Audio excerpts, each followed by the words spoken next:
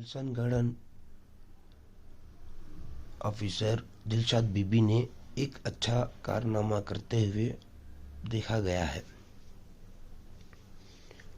Muthu financer gold में 1% बताकर 2%, 3% ऐसा बढ़ाते हुए पकड़ा गया है। आप देख सकते हैं। ಮಾತಾಡಿದ್ದೀರಾ ತಾನೆ 1% ಆದ್ಮೇಲೆ ನೀವು 2% ಅಂತ ಯಾಕೆ ಕನ್ಸಿಡರ್ ಮಾಡ್ತಾ ಇದ್ದೀರಾ? ಕಟ್ಟಲಿಲ್ಲ, ಕಟ್ತಾನೆ ಇದ್ದೀರಲ್ಲ. ಯಾರು ಕಟ್ತೀವಿ ಅಂತ ಹೇಳ್ಬಿಟ್ಟು ಮೆಸೇಜ್ ಹಾಕಿದೀವಲ್ಲ.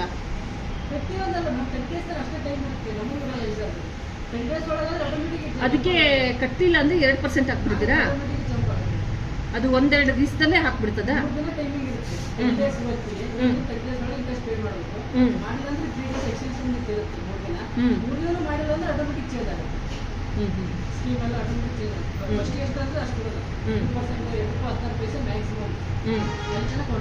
ಅಂದ್ರೆ ಎಷ್ಟು ಪರ್ಸೆಂಟ್ ತರ?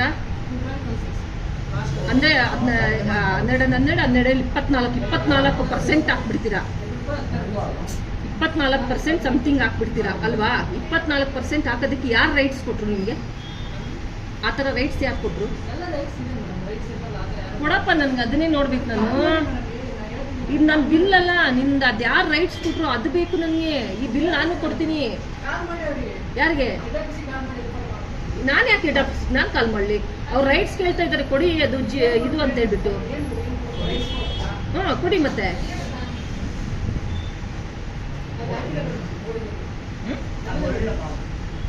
ಆ ಬೋರ್ಡಲ್ಲಿ ನಾನು ಓದ್ದೆಪ್ಪ, ನಿಮ್ಮದು ರೈಟ್ಸ್ ಕೊಡು, ಅದು ಯಾರು ರೈಟ್ಸ್ 12% ಆಗಿ ಹಾಕ್ಬಿಡಿ, 24% ಹಾಕಿ ಅಂತ ಕೊಟ್ಟಿದ್ದಾರೆ ಅಂತಲ್ಲ. ಇಲ್ಲ,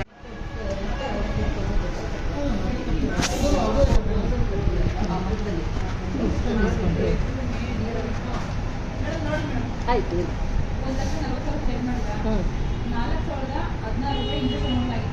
okay. ಫೆಬ್ರವರಿಯಿಂದ March 15ರಿಂದ February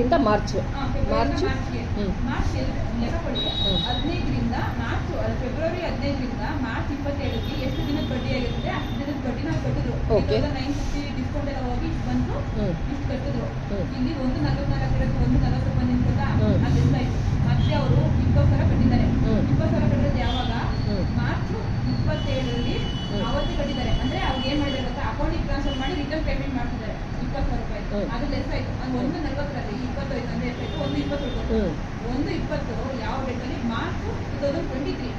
March, April, May, June, July, August, September, October, November, December, ಜನವರಿ, ಫೆಬ್ರವರಿ 2024 ಅಲ್ಲಿವರೆಗೂ 31,295 ಬಡ್ಡಿ ಆಯ್ತು. ಅದನ್ನೇ ಆಡ್ ಮಾಡಿದ್ದೀರಾ? 31,000 ಎಷ್ಟಾಯ್ತು? 151,000 ಆಯ್ತು. ಓಕೆ.